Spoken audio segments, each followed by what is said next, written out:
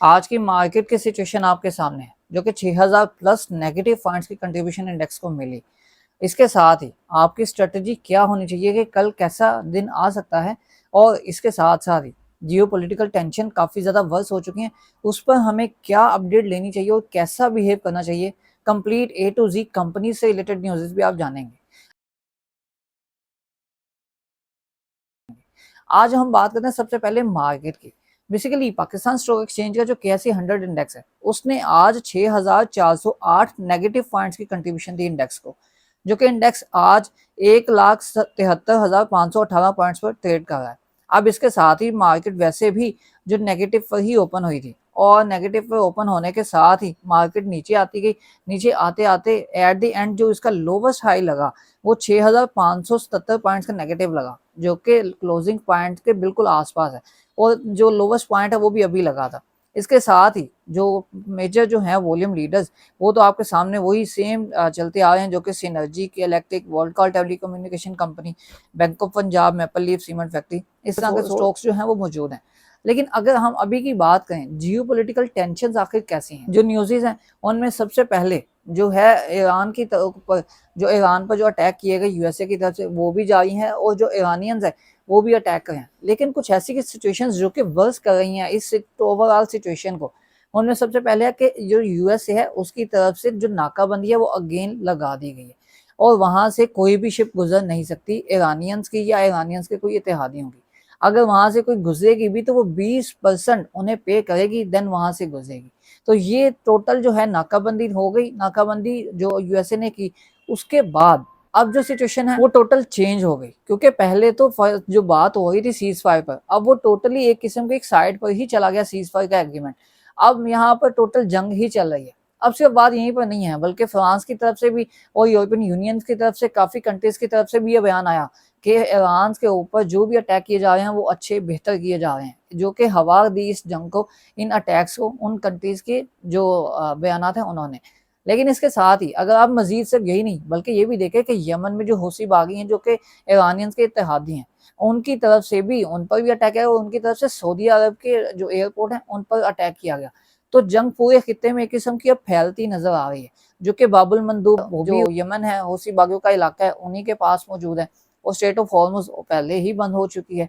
तो सिचुएशन आगे काफी मजीद जो है वर्स खराब हो सकती है। अगर इस टाइम पर आपका जो स्ट्रेटेजी है वो तो हम फ्यूचर में अभी आगे इस वीडियो में डिस्कस करेंगे। इस टाइम पर जो ऑयल प्राइसेस हैं वो आपको दिखाएं, जिसका आपको मार्केट पे अच्छा खासा इम्पैक्ट देखने को मिला, जो कि आप जानकर हैरान रह जाएंगे कि कल के टाइम पर जो कि 10% के आसपास मार्केट में जो ऑयल प्राइसेस हैं उनमें इंक्रीज देखा गया था। आज के दिन जो ऑयल प्राइसेस में जो अब हैं, अब वो और तकरीबन 3 से 4% का अब आज भी चल रहा है ऑयल प्राइसेस में। लेकिन इस टाइम पर अगर हम बात करें उन ऑयल प्राइसेस की, जो कि ऑयल प्राइसेस किस प्राइस पर ट्रेड करें, तो तकरीबन $80 पर जो है क्रूड ऑयल वो ट्रेड कर रहा है, एंड सेम ऐसे ही ये 3% के आसपास अबव है। इसके साथ ही जो ब्रेंट ऑयल है वो $85 के ऊपर ट्रेड कर रहा है, तकरीबन 86 के आसपास। तो इसकी भी जो परसेंटेज है वो 3 पॉइंट से अबव की ही है पॉजिटिव कंट्रीब्यूशन। तो ऑयल इतना महंगा होता जा रहा है, जिसका इम्पैक्ट आपको डायरेक्टली पाकिस्तान में भी मिल रहा है। लेकिन बात सिर्फ यहीं पर नहीं है, बल्कि अगर आप देखें, थोड़ा सा भी ऑयल महंगा होता है तो पाकिस्तान में पेट्रोल महंगा होता है, जो कि पाकिस्तान की इकोनॉमी के लिए, पाकिस्तान स्टॉक एक्सचेंज के लिए काफ़ी प्रेशर बिल्ड करता है। तो यहाँ पर इन्वेस्टर्स का जो कॉन्फिडेंस है वो यहीं पर इसी बात पर भी शेक होता है कि जो ऑयल है और इंटरनेशनल प्राइसेस वो तो इंक्रीज हो रही हैं, कहीं पाकिस्तान में भी ना इंक्रीज हो जाए। अब बात सिर्फ ऑयल प्राइसेस की नहीं, अगर हम इंटरनेशनल मार्केट्स की बात करें, तो इंटरनेशनल मार्केट्स में जो कि कल के दिन रात में जो मार्केट ओपन हुई थी यूएसए की, उनमें काफी ज्यादा नेगेटिविटी देखी गई। इवन के सिर्फ आपको अगर नस्दक का बताऊं तो 1.55% नेगेटिव रहा। इसके साथ ही अगर हम आज की बात करें तो आज में कुछ एशिया की कंपनीज तो तकरीबन नेगेटिव में गई, लेकिन उसमें कुछ मेजर जो कंट्रीब्यूशन है उसमें जो है, जो अगर इंडिया की बात करें, निफ्टी 50, बीएसई, सेंसेक्स, जो कि तकरीबन 0.7066% नेगेटिव में रही। सेम ऐसे ही काफी ज्यादा कंट्रीब्यूशन जो है नेगेटिविटी में ही आई एशियन इंडेक्स में भी।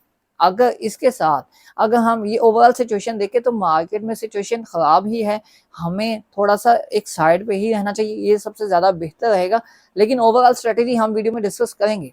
अब हम कुछ ऐसी कंपनीज की डिटेल जानते हैं जो कि पीएसएक्स से रिलेटेड कुछ कंपनीज की इन्फॉर्मेशन भी डिस्क्लोज की गई, जो कि मटेरियल इन्फॉर्मेशन और उन कंपनी से रिलेटेड कुछ मोस्ट इंपोर्टेंट जो है नॉलेज है। सबसे पहले अगर बात करते हैं नेशनल फूड्स लिमिटेड की, तो नेशनल फूड्स लिमिटेड ने मटेरियल इन्फॉर्मेशन अपने डिस्क्लोज की, जो कि इसकी एक होली ओन सब्सिडी जो कि दुबई में मौजूद थी। अब वो जो होली ओन सब्सिडी है दुबई में, वो है नेशनल फूड्स एफजीसीओ, जो कि दुबई में बेस्ड है। वहां पर उसने अपनी एक मजीद एक सब्सिडी बनाई है जो कि होली ओन सब्सिडी है नेशनल फूड्स की। अब वो जो सब्सिडी बनाई है वो बनाई है नेशनल फूड्स गल्फ एफजीई के नाम से। अब वो भी यूएई में ही वर्क करेगी। तो ये नेशनल फूड्स लिमिटेड की काफ़ी मटेरियल जो इन्फॉर्मेशन काफ़ी अच्छी आई कि मटेरियल इन्फॉर्मेशन के अकॉर्डिंग इन्होंने अपना डिस्क्लोज की इन्फॉर्मेशन, जो कि नेशनल फूड्स के लिए काफ़ी बेहतर है। इसके साथ ही अगर हम नेक्स्ट जो मटेरियल इन्फॉर्मेशन डिस्क्लोज की गई हबीब राइस प्रोडक्ट लिमिटेड कंपनी की तरफ से, जो कि आज इनके जो इन्फॉर्मेशन है वो डिस्क्लोज की गई। यहाँ पर कंपनी के जो बोर्ड ऑफ डायरेक्टर्स हैं उन्होंने $5 लाख जो हैं उसका जो इंटरेस्ट फ्री लोन है वो लेने की मंजूरी दे दी है, जो कि इंटरेस्ट फ्री लोन होगा। ये कर्ज कंपनी के जो स्पॉन्सर शेयर होल्डर्स हैं जो गफ्फार ए हबीब हैं वो फराहम कर रहे हैं। ठीक है, तो यहाँ पर कंपनी के लिए ऐसा कोई बैड न्यूज़ नहीं है, लेकिन ये जो लोन आ रहा है ये बेहतर है कि ये इंटरेस्ट फ्री लोन होगा, तो ये कंपनी के लिए थोड़ा बेहतर है, जो कि कंपनी के जो फाइनेंस है बाकी जो सारे ऑपरेशन हैं उनमें काफ़ी ज़्यादा इन्हांसमेंट लाएगा, उनमें बेहतरी आएगी। अगर इसके साथ ही अगर हम नेक्स्ट बात करें टीपीएल कॉर्पोरेशन लिमिटेड, अब ये बेसिकली दो नोटिफिकेशन है टीपीएल इंश्योरेंस कंपनी की तरफ से भी और टीपीएल कॉर्पोरेशन की तरफ से भी, जो कि तकरीबन सेम इनका मटेरियल इन्फॉर्मेशन आई है। तो अगर हम टीपीएल कॉर्पोरेशन की बात करें तो उसकी एक जो सब्सिडी है टीपीएल इंश्योरेंस, उसको काफी देर पहले खरीदने की ख्वाहिश जाहिर की थी जैज ने। तो अब ये जो jazz international holding company limited है इसके पास टीपीएल इंश्योरेंस की होल्डिंग आ गई है, क्योंकि ये टीपीएल कॉर्पोरेशन ने अपनी इस सब्सिडी को सेल आउट कर दिया है। अब ये कंप्लीशन प्रोसीजर हो चुका है कि कंप्लीट हो गया, ये कंप्लीशन हो चुका है इस प्रोसीजर की, जो कि 76.33% जो शेयर होल्डिंग है वो जैज इंटरनेशनल के पास चली गई है, और उसकी जो मैनेजमेंट होल्डिंग है वो भी स्टेक होल्डिंग उसके पास जाने से मैनेजमेंट भी अब jazz international holdings company limited के पास होगी।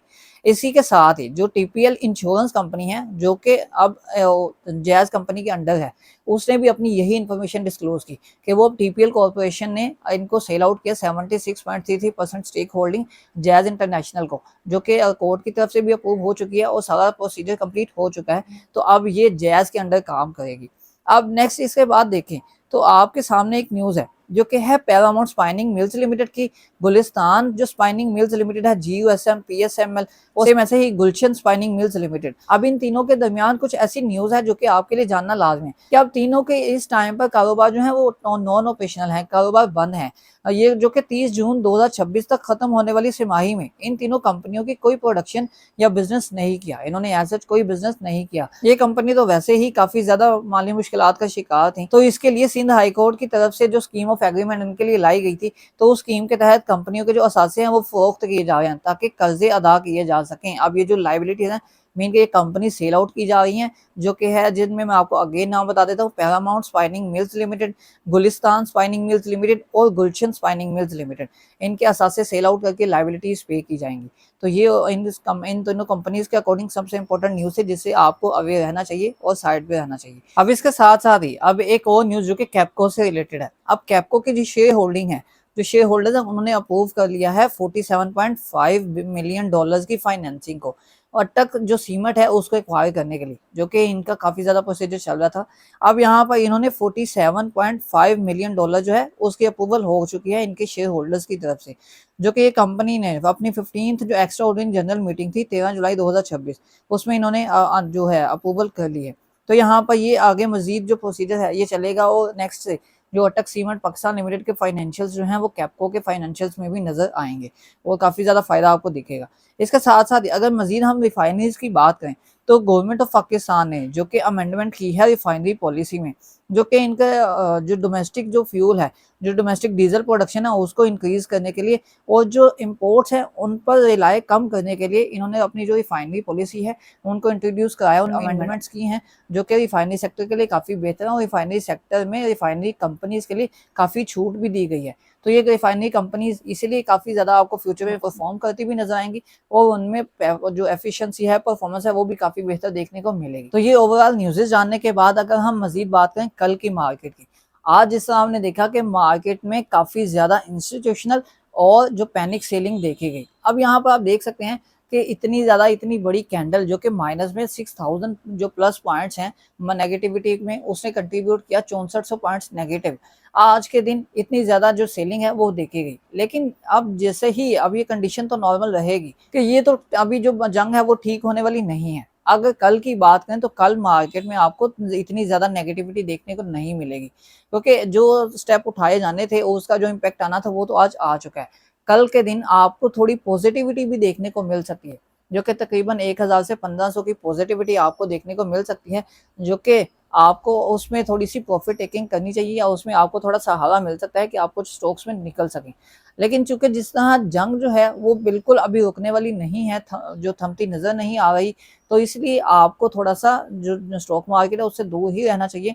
पैनिक सेलिंग में अभी वैसे तो बिल्कुल भी नहीं आना चाहिए कि अब जिस तरह जो सिचुएशन आपकी इस टाइम पर है, अब मजीद सेलिंग आपको वैसे नहीं करनी चाहिए। बाकी जो ओवरऑल सिचुएशन आपकी है, आप अपने अकॉर्डिंग अपने एनालिसिस करके अपनी स्ट्रेटेजीज को सेट कर सकते हैं, क्योंकि इस टाइम पर मार्केट जितना नीचे आ चुकी है, अब इस टाइम पर सेल आउट करना कोई ज़्यादा बेहतर जो स्ट्रेटेजी है वो साबित नहीं हो सकती।